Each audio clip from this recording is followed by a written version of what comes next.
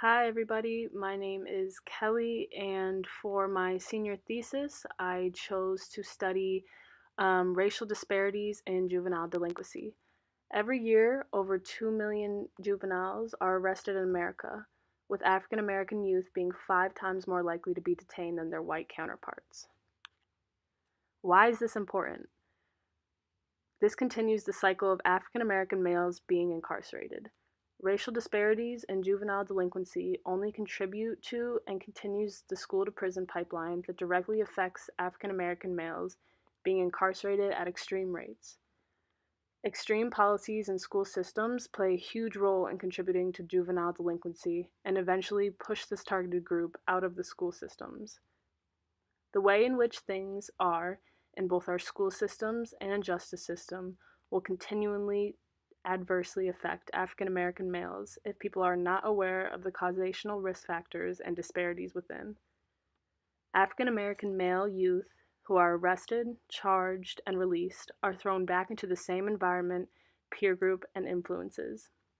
No resources or guidance is issued or given to help the juvenile, making it nearly impossible not to recidivate. For the literature review, my first point is risk factors, which would include negative life events, neighborhood problems, and delinquent peer affiliations, and they are all strong predicators of child delinquency. Negative life effects has not only become a risk factor, but carries psychological damage to the youth. Examples of events include physical abuse, sexual abuse, losing a family member, poverty, and robbery.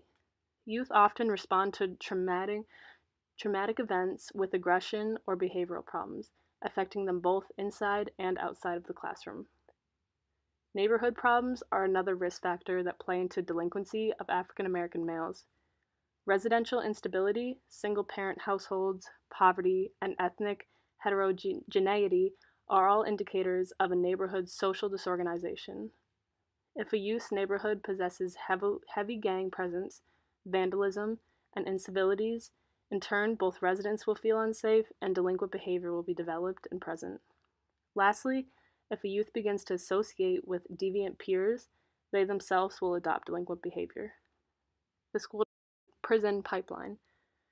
Zero tolerance policies, push out mechanism, and dropping out of school are all major predicators for incarceration. The school to prison pipeline calls into claim that racial disparities and implementation of zero tolerance policies in America's school system are contributing to the country's pattern of incarceration through pushing out young African American males. African Americans account for 52.7% of expulsions directly because of this policy, and males account for 72.9%. More than 90% of America's public schools have implemented forms of zero tolerance policy. The smallest offenses, such as arriving late to school, dress code violation, and cell phones in class, have begun to involve law enforcement thanks to this policy. Research shows that African American males are more likely to drop out of high school for disciplinary issues than females or any other ethnic group. This directly contributes to the disproportionate rates of incarceration of African American males, as well as institutional racism. And my last point is restorative justice, victim empowerment, reparation, meditation, and negotiation. Restorative justice is a rehabilitation approach that focuses on repairing harm done to the victim as well as the community. Restorative justice within the juvenile system has demonstrated better outcomes for victims and offenders than traditional court procedures, including assessing fairness, opportunity for personal story, and satisfaction. In addition, the outcome of such programs also contributed to the way minority juveniles respond to the law. Research questions.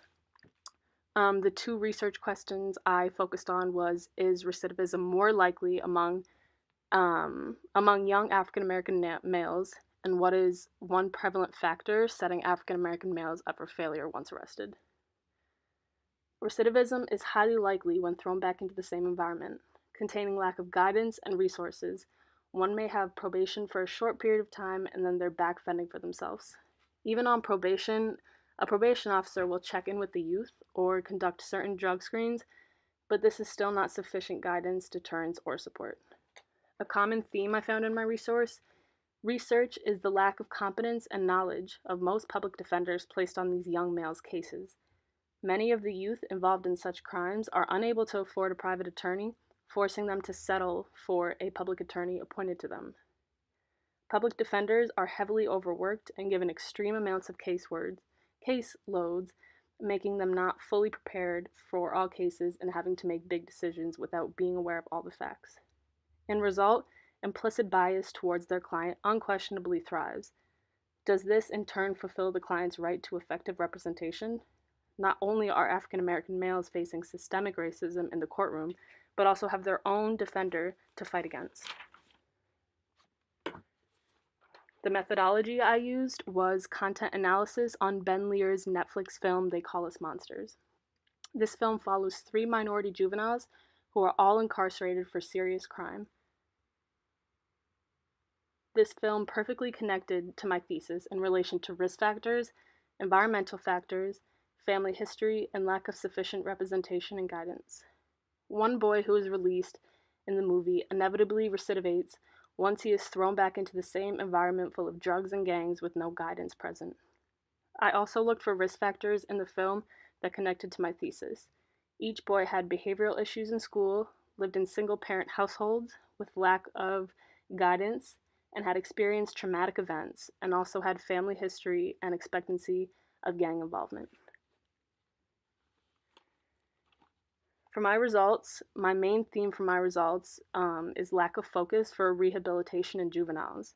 Ironically, the juvenile system is supposed to be geared towards rehabilitation, and instead seems to echo the adult courts for penal focus when it comes to African American youth. The quote, "Youth are different from adults. Neuroscience tells us that young people lack impulse control, judgment, and the ability to assess risk and consequences." This exemplifies how youth at that age cannot fully process their actions they take. To impose heavy sentences on children or try them as adults is not the answer to serve justice, nor does it benefit the youth affected. Implementing programs both within the juvenile system as well as after going through it will not only benefit the youth, but the community as well. For my policy implication and my conclusion, I have the You Matter program, which would be offered to young minority males who have committed 2 or more crimes as a juvenile offender. This youth being considered must have certain criteria in regards to risk factors, backgrounds, demographic, school behavior, family history, and mental health screenings. This program aims to prevent recidivism and provides stability and guidance through personalized tutors, substance abuse counselors, mental health counselors, parenting class, family therapy, and an option for an alternative education such as vocational school. The You Matter program digs at the root of the problem and aims to decrease probability of future incarceration. America has historically proven to display systemic and institutional racism towards African American males. Phenomena such as the war on drugs, zero tolerance policies, school to prison pipeline, and higher prison sentences within the court system has repeatedly created racial disparities, both overtly and covertly. How can African American males progress and succeed in a nation that targets them to fail from birth? With hope, outrage, and education on this issue, systemic oppression can begin to be dismantled and the criminalization of African American males can be eliminated. Thank you so much for listening.